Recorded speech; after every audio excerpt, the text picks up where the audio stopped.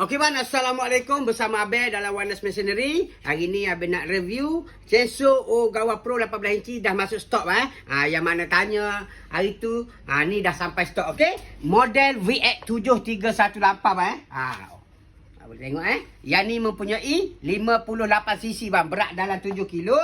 Panjang dia 18 inci bang. Panjang 18 inci. Ni abang akan dapat lah. Rantai dia bagi sekali, Oregon, toolkit, abang akan dapat buku manual book dan satu bekas botol untuk pembacaan minyak lah. Okey.